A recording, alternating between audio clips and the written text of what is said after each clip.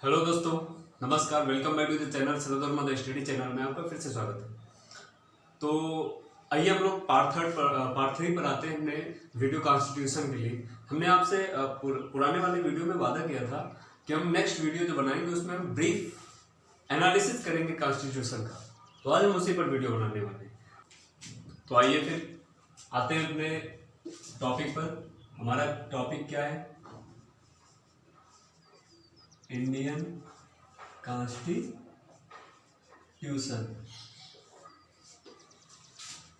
देखिए, अगर हम भारतीय संविधान की बात करें तो भारतीय संविधान से संबंधित दो प्रमुख तिथियां हैं। एक तो है 26 नवंबर, ठीक है, जनता पर संविधान के लागू होने और जनता द्वारा संविधान को स्वीकार करने से संबंधित दो प्रमुख तिथियां हैं। 26 नवंबर 1949 ईस्वी और 26 जनवरी 1950 ईस्वी। ठीक है, आप देख लीजिए गौर से। 26 नवंबर 1949 ईस्वी को संविधान स्वीकार किया गया था। किसके द्वारा स्वीकार किया गया? किसके द्वारा? संविधान सभा के द्वारा। संविधान सभा के द्वारा 26 नवंबर 1949 को जनता पर संविधान को क्या किया गया? लागू किया गया। या आप दूसरे शब्दों में कह सकते हैं जनता द्वारा संविधान को स्वीकार किया गया, है ना। तो ये दो महत्वपूर्ण तिथियां हो गई। अब देखिए, लागू हुआ है, स्वीकार किया गया है और लागू हुआ है। कुछ संविधान के कुछ अनुच्छेद ऐसे थे जो इसी दिन लागू हो गए, 26 नवंबर 1949 ईस्वी को। और वो अनुच्छेद कौन से थे? आर्टिकल्स जो लागू हुए। देखिए कौन कौन से थे? 5, 6, 7, 8, 9 नागरिकता से संबंधित है। आर्टिकल 60 324, 366, 367, 379, 380, 388, 391, 392, 393। ये ऐसे अनुच्छेद थे जो 26 जनवरी 1949 ईस्वी को ही किस पर लागू हो गए? भारत में लागू हो गए, जिस दिन संविधान को क्या किया गया? स्वीकार किया गया। जबकि बाकी अन्य सभी अनुच्छेद उस दिन लागू हुए जब जनता पर संविधान को लागू किया गया। 26 नवंबर 1949 से 26 जनवरी 1950 के बीच में एक तिथि आती है आपकी, और वो तिथि है 24 जनवरी 1950 ईस्वी की। इस दिन क्या हुआ था? कुछ स्वीकार किया गया था या अपनाया गया था। वो था राष्ट्रीय गीत, राष्ट्रगान और राष्ट्रीय ध्वज। अच्छा, इसके अलावा डॉक्टर राजेंद्र प्रसाद को क्या बनाया गया था? राष्ट्रपति बनाया गया था। राष्ट्रीय गीत हमारा क्या है? राष्ट्रीय गीत हमारा क्या है? वंदे मातरम। राष्ट्रगान जनगण मन अधिनायक। और डॉक्टर राजेंद्र प्रसाद को 24 जनवरी 1950 ईस्वी को क्या किया गया था?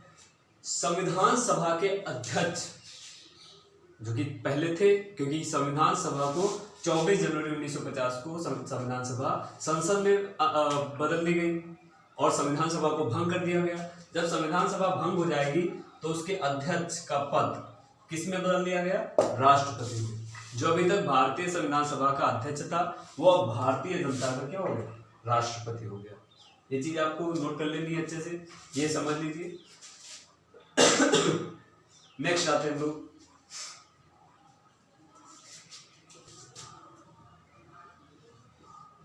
26 जनवरी 1950 को जो संविधान, भारतीय संविधान जो जनता पर लागू हुआ, उसमें देखिए एक प्रस्तावना, सबसे पहले आपको प्रस्तावना मिली, फिर 22 भागों में प्रावधान किए गए 395 अनुच्छेद प्लस 8 अनुसूचियां आपको ये मिलनी थी। ठीक है, तुम सीरियल वाइज पढ़ेंगे। पहले हम क्या पढ़ेंगे? प्रस्तावना। फिर हम 395 अनुच्छेद नहीं पढ़ेंगे, हम पढ़ेंगे महत्वपूर्ण अनुच्छेद। और फिर हम बात करेंगे किसकी? 8 अनुसूचियों की। और फिर उसके बाद देखिए संविधान में कोई ना कोई बदलाव जरूर होता होगा, क्योंकि तब का समाज, आज का समाज धीरे धीरे बदल रहा है, बदला। और जब बदला तो कोई ना कोई उसमें संशोधन के या फिर बदलाव के या फिर उसमें कुछ परिवर्तन की गुंजाइश जरूर आई होगी। अब संविधान सभा ही संविधान का निर्माण कर सकती थी। संविधान में परिवर्तन के लिए 2 चीजें थी, या तो हम संविधान को बदल दें और या तो संविधान में संशोधन कर दें। बदलना किसके हाथ में था? संविधान सभा के हाथ में था। संविधान सभा चूंकि 24 जनवरी 1950 को भंग कर दी गई थी, इसलिए आर्टिकल 368 में संविधान में एक संशोधन प्रक्रिया का प्रावधान किया गया। ठीक है, तो उसके माध्यम से इस संविधान में बहुत सारे संविधान संशोधन हुए।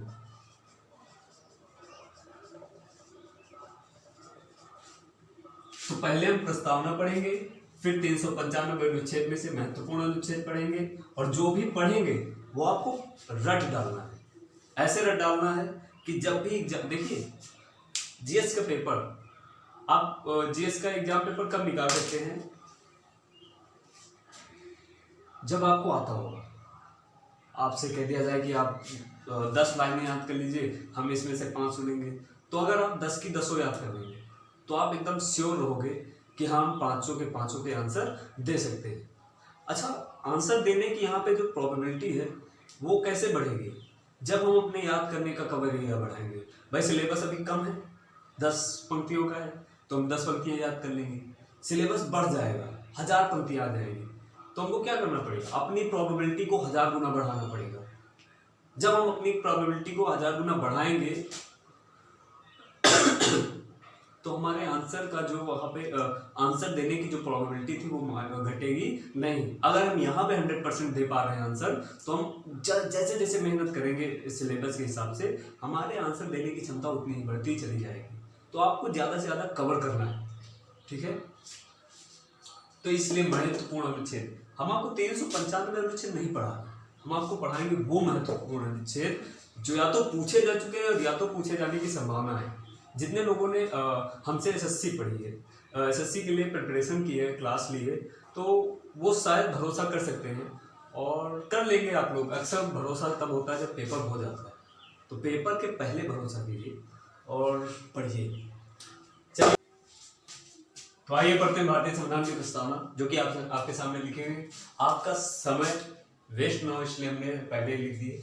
देखिए लिखा हुआ है, हम भारत के लोग भारत को एक संपूर्ण प्रभुत्व संपन्न समाजवादी धर्मनिरपेक्ष तथा लोकतांत्रिक गणराज्य बनाने के लिए तथा उसके समस्त नागरिकों को सामाजिक, आर्थिक व राजनीतिक न्याय, विचार, विश्वास, अभिव्यक्ति, धर्म व उपासना की स्वतंत्रता, प्रतिष्ठा व अवसर की समता प्राप्त कराने के लिए तथा उन सब में व्यक्ति की गरिमा व राष्ट्र की एकता तथा अखंडता सुनिश्चित करने वाला।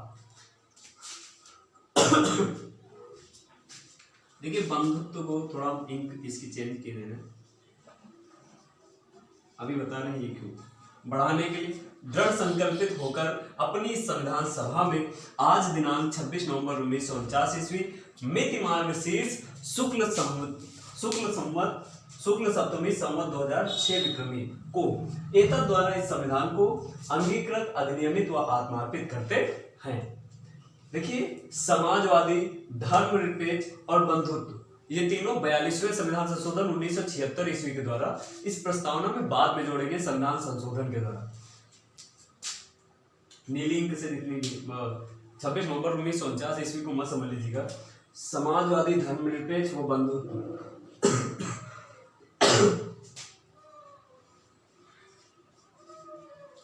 1976 ईस्वी कॉन्स्टिट्यूशन आपका अमेंडमेंट ये लिखा हुआ है, ठीक है। कॉन्स्टिट्यूशन अमेंडमेंट या संविधान संशोधन के द्वारा समाजवादी, धर्मनिरपेक्ष और बंधुत्व ये जोड़े गए। तो आप नोट कर लीजिए इस प्रस्तावना। और कुछ चीजें हैं इसमें आपको ये समझना है कि जैसे भारत की प्रकृति कैसी बनाई गई है। हम भारत के लोग, सबसे पहला तो ये कि भारत की शक्ति, संविधान की शक्ति किसमें निहित है? हम भारत के लोग में, मतलब जनता में।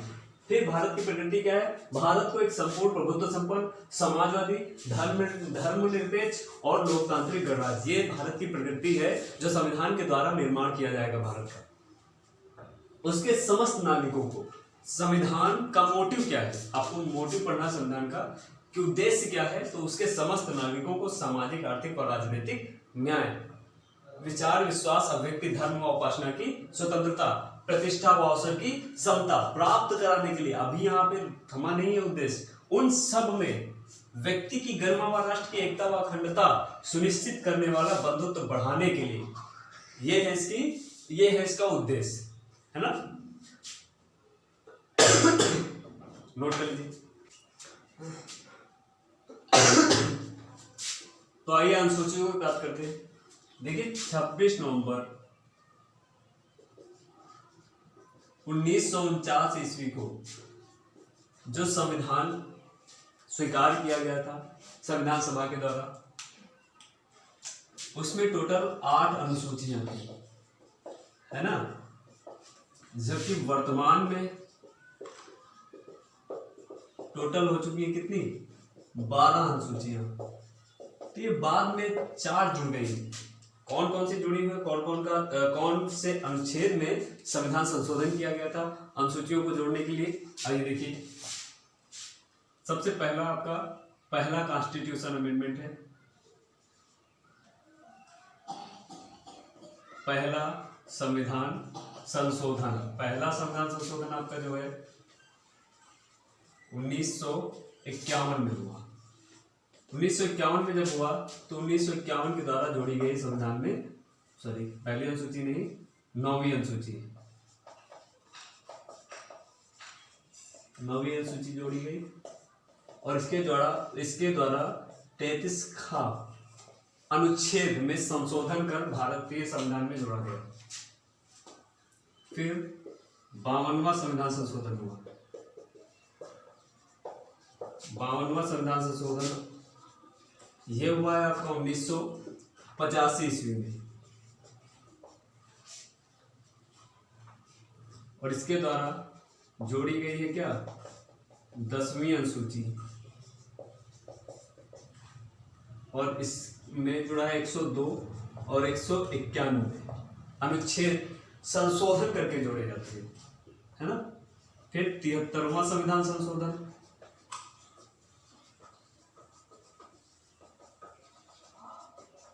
1992 ईस्वी में, और इसके द्वारा जोड़ी गई है 11वीं अनुसूची। 243 छा। फिर 74वां संविधान संशोधन,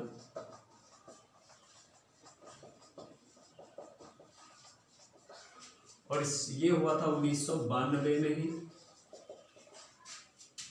और इसमें जोड़ी गई है 12वीं अनुसूची। 12वीं अनुसूची, है ना। 243 बा। देखिए बहुत इंपॉर्टेंट है आपके कंपटीशन एग्जाम के लेवल के हिसाब से। उम्मीद ये करिए कि लेखपाल की वैकेंसी आने वाली और आएंगी, और इस बार जो पेपर होगा, देखिए कंपटीशन बहुत टफ होगा। जब कंपटीशन टफ होता है तो पेपर का जो लेवल होता है वो बढ़ा दिया जाता है, उसके पूछने का स्तर बढ़ जाता है। वो कॉमन चीजें नहीं पूछेगा जो सब लोगों को पता होगा, वो ऐसी चीजें पूछेगा जो आप ढूंढ कर पढ़ सकते हो, आपको मिलेंगी नहीं, नॉर्मली आप पढ़ोगे तब आपको मिलेंगी। तो ये चीजें हैं जो आप गौर नहीं करते लेकिन इंपॉर्टेंट लगती है। भाई आपसे क्वेश्चन पूछा जा सकता है कि 1985 ईस्वी में 10वीं अनुसूची के द्वारा भारतीय संविधान के किस अनुच्छेद में संशोधन किया गया, या किस अनुच्छेद को 10वीं अनुसूची में रखा गया। कोई एक ऑप्शन दे सकता है या ये वो अभी दोनों करके दे सकता है आपको, 102 और 191 है आपका। तो आपको गौर से पढ़ लेना, समझ लेना, बखूबी रट लेना है ना, नोट कर लीजिए।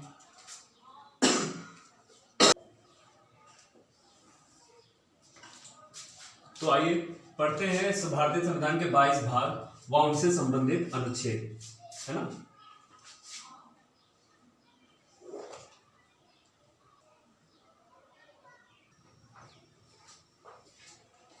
तो आइए देखते हैं भारतीय संविधान के 22 भाग और उनसे संबंधित अनुच्छेद। संघ तथा राज्य क्षेत्र, यह आपका पहले अनुच्छेद से 4 अनुच्छेद है।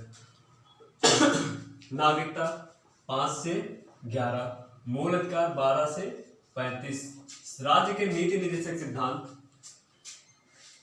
36 से 51 और मूल कर्तव्य 51A।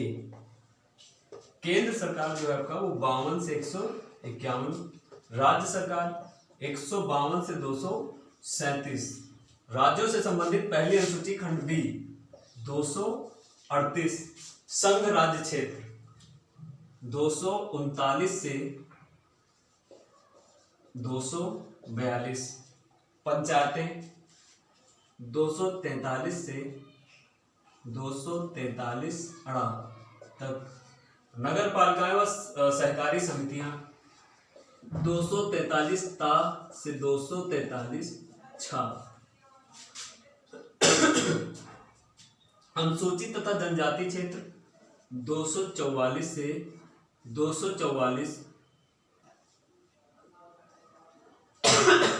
244 का तक, संघ तथा राज्यों के बीच संबंध 245 से 263। देखिए अभी 11 भाग में, अभी रिपीट करके फिर से 22 भाग और दोबारा से लिखते हैं। पहला भाग है आपका संघ तथा राज्य क्षेत्र, जिसमें 1 से 4 अनुच्छेद, नागरिकता जिसके 5 से 11 अनुच्छेद है, मूल अधिकार जिसका अनुच्छेद नंबर 12 से अनुच्छेद नंबर 35, राज्य के नीति निर्देशक सिद्धांत 36 से 51, मूल कर्तव्य 51A, केंद्र सरकार 52 से 151, राज्य सरकार 152 से 237, राज्यों से संबंधित पहली अनुसूची खंड बी 238, संघ राज्य क्षेत्र 239, पंचायतें 243 से 243 तक और नगर पालिकाएं व सहकारी समितियां 243 से 243 तक। अनुसूचित तथा जनजाति क्षेत्र 244 से 244 का, संघ तथा राज्यों के बीच संबंध 245 से 263। ये नोट कर लीजिए आप जल्दी से। आइए अपने अगले भाग देखते हैं, 12 से 22 कंप्लीट कर लिया जाए। वित्त संपत्ति समुदाय तथा वाद 264 से 300 का, व्यापार वाणिज्य तथा समागम 301 से 307 अनुच्छेद तक, संघ तथा राज्यों के अधीन सेवाएं 14वां भाग है हमारा 308 से 323 तक, 14A अधिकरण 323 से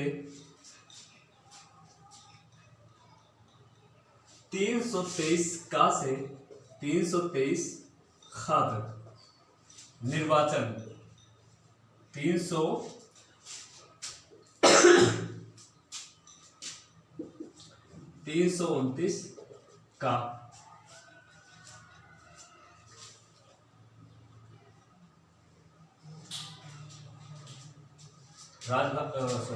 कुछ वर्गों से संबंधित विशेष प्रावधान 330 से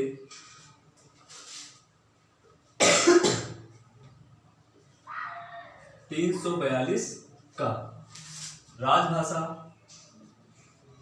343 से 351, आपात उपबंध 352 से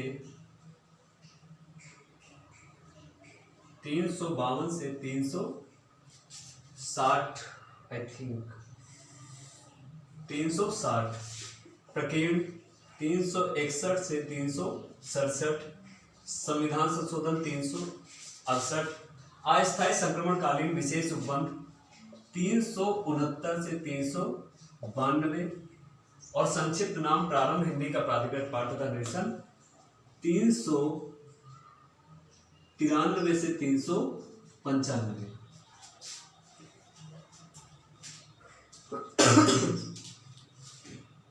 ये था कॉन्स्टिट्यूशन का ब्रीफ एनालिसिस। और नेक्स्ट वीडियो में मैं बात करने वाले कुछ महत्वपूर्ण अनुच्छेदों की। अभी अनुच्छेद की बात नहीं कर रहे थे, कुछ महत्वपूर्ण अनुच्छेद और संविधान संशोधन, कुछ महत्वपूर्ण संविधान संशोधन की बात करेंगे और इससे संबंधित जो क्वेश्चन होंगे उसकी बात करेंगे। तब तक के आप लोग पढ़िए अच्छे से, वीडियो को रिवाइज कीजिए और कुछ तकनीकी समस्याओं के कारण आपको थोड़े दिन ज़्यादा दिन के बाद आपको वीडियो मिल रहा है। उम्मीद करेंगे कि यह समस्या आगे ना हो। समस्याएं अपने हाथ में नहीं होती है, समाधान होता है। चलिए ठीक है, मिलते हैं अगले वीडियो में। चैनल को आप शेयर करना मत भूलिए, सब्सक्राइब करना मत भूलिए और लाइक करना मत भूलिए। धन्यवाद।